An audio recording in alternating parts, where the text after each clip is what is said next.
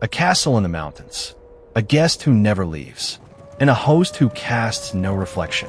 Subscribe now, because tonight we're bringing you one of the darkest stories ever written, Bram Stoker's Dracula.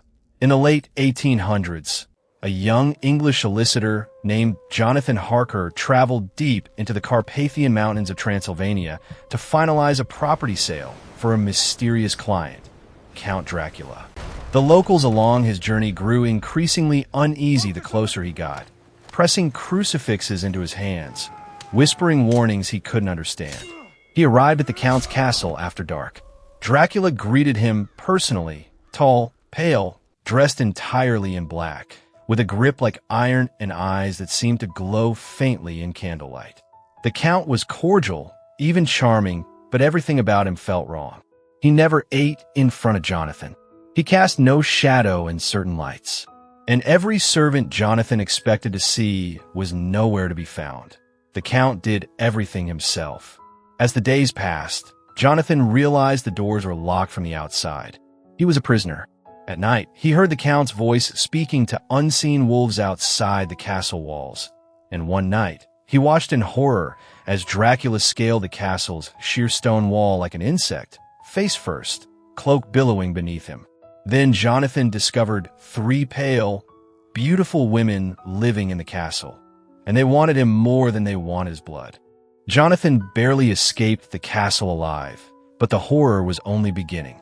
Dracula shipped himself to England inside a coffin filled with native soil, and during the voyage, the entire crew of the ship vanished one by one, until only the captain remained, lashed to the wheel, dead, having written in the ship's log that something inhuman stalked the decks each night. In England, Dracula set his sights on Jonathan's fiancée, Mina, and her close friend Lucy. Lucy began sleepwalking, growing pale and weak by the day, 2 small puncture wounds on her neck that nothing could explain. Blood transfusion after blood transfusion failed to save her. She died and was buried.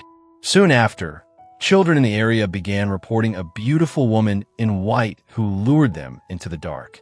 Lucy had risen from her grave as one of the undead, feeding on the innocent.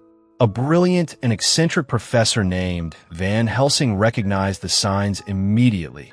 Vampirism, ancient and merciless.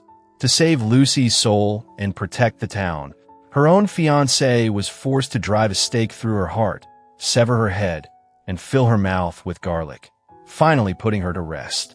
But Dracula had already turned his attention to Mina. Dracula began visiting Mina in the night, forcing her to drink his blood, binding her to him in a way that let him see through her mind, and let her sense his location, even from miles away. Time was running out. If they didn't stop him, Mina would become like Lucy. Van Helsing gathered a small group of men, Jonathan, Lucy's grieving fiancé, and others, determined to hunt Dracula down and destroy him before the transformation was complete. They tracked his coffins of native soil across London, destroying them one by one, cutting off his ability to rest safely during daylight. Cornered, Dracula fled back toward Transylvania, racing to reach his castle before sundown, knowing it was his only true sanctuary. The group pursued him relentlessly across Europe in a desperate chase against the clock, using Mina's psychic connection to the Count to track his movements even as it slowly poisoned her. In the shadow of his own castle, just as the sun began to set, they finally caught him. In a brutal final struggle in the snow, Jonathan and the others drove a blade through Dracula's heart and severed his head, turning him to dust in an instant, freeing Mina from his hold forever. They returned home, forever changed by what they'd witnessed. Proof that some evils are ancient, patient, and far closer than anyone believes, hiding just behind the darkness at the edge of the candlelight. Some stories endure for over a century because they tap into a fear that never really goes away. The fear of what waits for us in the dark, and how thin the line really is between the world we understand and the one we don't.